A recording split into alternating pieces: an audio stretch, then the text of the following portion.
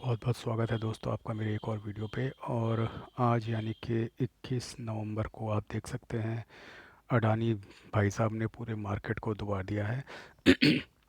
ये बेसिकली आज जो एक्सपेक्टेशन थी दोस्तों वो ये थी कि आज मार्केट अप जाएगी, गैप अप खुलेगी और थोड़ा ऊपर की तरफ जाएगी 23,700 की तरफ। लेकिन जो हमारे अडानी भाई साहब हैं उन पे कुछ इन्वेस्टिगेशन हो रही है कि उन्होंने कुछ ब्राइब वगैरह दे दिया है यूएस में, और वो अपनी हैवी वेट कंपनी के साथ पूरा निफ्टी सेंसेक्स सब डुबा गए अपने साथ नीचे को। तो दोस्तों इसमें समस्या ये हुई कि आज हमारी मार्केट को चढ़ना था, हमारी मार्केट को ट्यूसडे भी चढ़ना था, लेकिन उस दिन रॉकेट मार दिया यूक्रेन ने। हमारी मार्केट कल बंद थी, सेंटिमेंट थोड़ा ठीक हुए, चढ़ने के लिए तैयार थी मार्केट। लेकिन फिर हमारे एक खबर आई कि यूएस में हमारे अडानी भाई साहब ने ब्राइब वगैरह दे दिया कुछ, और ये पूरी मार्केट को ले डूबे। अब दोस्तों सिचुएशन ये है कि 23,300 जो है एक बहुत ही स्ट्रॉन्ग सपोर्ट है, और समहाउ इसको संभाल रखा है बुल्स ने, और इससे नीचे मार्केट को नहीं जाने दे रहे। और ये 23,300 सीएलएस ने भी एक नंबर जारी किया था करीबन 1.5 महीना पहले कि मार्केट निफ्टी जो है 23,300 तक तो जाएगी ही जाएगी। तो ये वो नंबर है जहाँ पे स्ट्रॉन्ग सपोर्ट है। और और दोस्तों जहाँ तक बात है मेरे म्यूचुअल फंड पोर्टफोलियो की, तो दोस्तों जैसा कि मैंने आपको कल ही अपडेट कर दिया था कि मेरा ट्यूसडे का जो नोशनल गेन है वो 16,837 रुपये है। और क्योंकि आज मार्केट गिरी है और स्पेसिफिकली आज लार्ज कैप्स गिर रहे हैं, तो और ये एक इम्पॉर्टेंट सपोर्ट भी है। मैं हमेशा बोलता हूँ कि जब भी एक इम्पॉर्टेंट सपोर्ट आता है वहाँ पे मैं बाय ज़रूर करता हूँ। और आज मैंने लगभग 1.5 लाख रुपए की बाइंग करी है म्यूचुअल फंड में। आप देख सकते हैं H D F C large and mid cap में मैंने 30,000 रुपये डाले हैं, H S B C large and mid cap में मैंने 30,000 रुपये डाले हैं, निप्पॉन इंडिया लार्ज कैप में मैंने 30,000 रुपये डाले हैं, H D F C top 100 fund में मैंने 30,000 रुपये डाले, पराग पारिक फ्लेक्सी कैप में मैंने 30,000 रुपये डाले। ये पांचों ही फंड बेसिकली लार्ज कैप को ही कैटर करते हैं। आयु H D F C large है, H S B C large है, निप्पॉन भी लार्ज है, H D F C top 100 ये भी लार्ज को कैटर करता है, पराग पारिक भी करंटली जो सिचुएशन चल रही है उसमें वो लार्ज कैप में ही इन्वेस्ट करेगा, क्योंकि लार्ज कैप ज़्यादा पिटे हुए हैं। और दोस्तों अब मैं आपको कंफर्म भी करा कर दिखाता, तो किसी एक पे देखिए मुझे 21 नवंबर की एनएवी मिलेगी, क्योंकि मैंने आज ही ये ख़रीदा है। कंप्लीशन में शायद 4 दिन लग जाएंगे, लेकिन एनएवी मुझे आज की ही मिलेगी।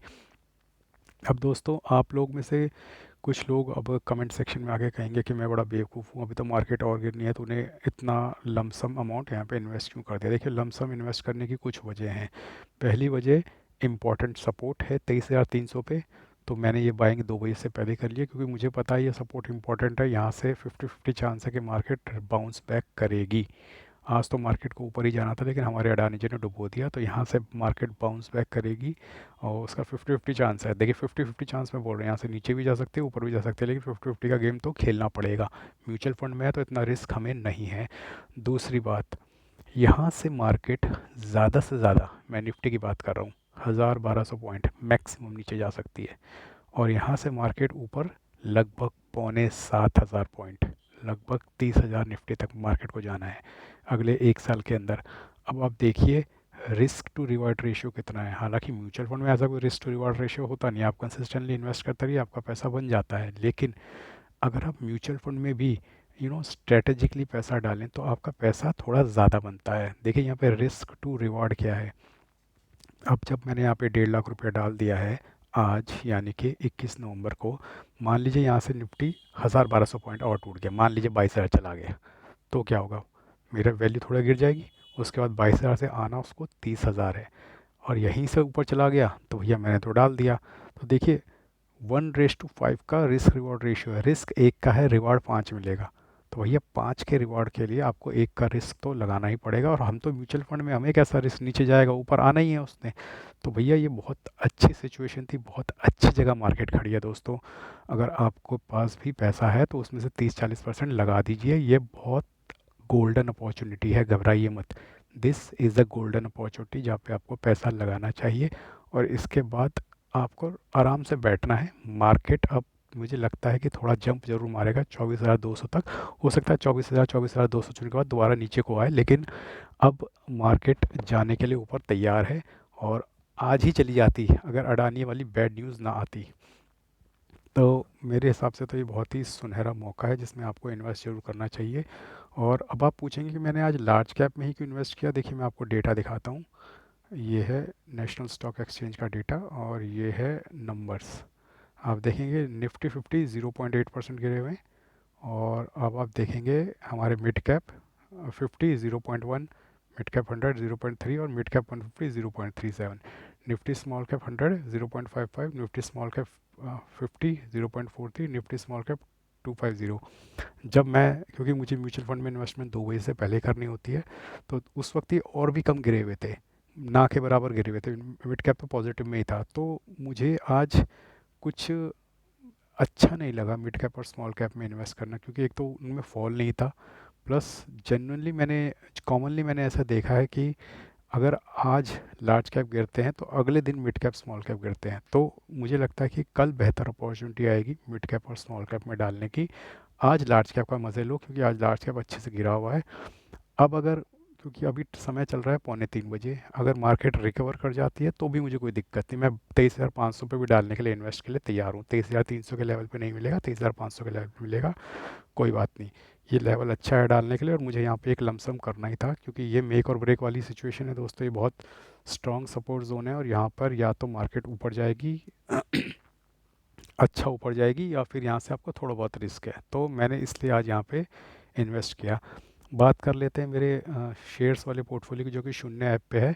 यहाँ पे मैंने आज 70 क्वांटिटी के निफ्टी बीज दिए। देखिए लॉजिक इसमें भी सिंपल वही चल रहा है कि ये बिल्कुल अच्छी जगह पर इस वक्त मार्केट खड़ी है। यहाँ पे निफ्टी बीज तो वही निफ्टी 50 है, तो यहाँ से मैं एवरेज किया है। मेरे पास लगभग कितनी क्वांटिटी, 163 क्वांटिटी निफ्टी बीज की ऑलरेडी पड़ी हैं। तो अब यह देखिए मैंने आज 70 क्वांटिटी और ख़रीद ली है। तो अब यहाँ से अगर मार्केट ऊपर उठती है तो मेरे निफ्टी बीस जल्दी मुझे मुनाफा बनाकर दे देंगे, और मैं मुनाफे में इनको निकाल दूंगा। आज मैंने बैंक बीस भी ख़रीदा, क्योंकि बैंक बीस स्ट्रॉन्ग है कंपैरेटिवली निफ्टी के। इस वक्त बैंक बीस का इंडेक्स स्ट्रॉन्ग परफॉर्म कर रहा है। तो आज देखिए वो इतना गिरना नहीं था, लेकिन हमारे अडानी भाई साहब की न्यूज़ की वजह से गिर गया, और मैंने इसमें भी आज 20 क्वांटिटी ख़रीद ली है। और आपको याद होगा कुछ दिन पहले मैंने बैंक बीस थोड़ा हायर रेट पे बेच के 27,000 रुपये कैश अपने हैंड में कर लिए थे। वही 27,000 रुपये आज काम आ रहे हैं। तो अब देखो कि मैंने बैंक बीस में भी आज थोड़ा पैसा डाला था, जो कि पॉजिटिव रिटर्न दे रहा है। थोड़ा रिलायंस की मैंने 2 क्वांटिटी ख़रीदी है, और हालांकि रिलायंस का तो मुझे पता नहीं चल रहा, समझ में नहीं आ रहा है कितना गिरेगा, लेकिन मैं थोड़ा थोड़ा एक एक दो दो क्वांटिटी ख़रीद के इसको एवरेज करने की कोशिश कर रहा हूँ। लेकिन भैया रिलायंस किसी के हाथ में आ नहीं रहा है, मुझे नहीं पता ये कहाँ तक जाने वाला है। और जब तक निफ्टी नीचे जाता रहेगा, रिलायंस भी नीचे जाता रहेगा।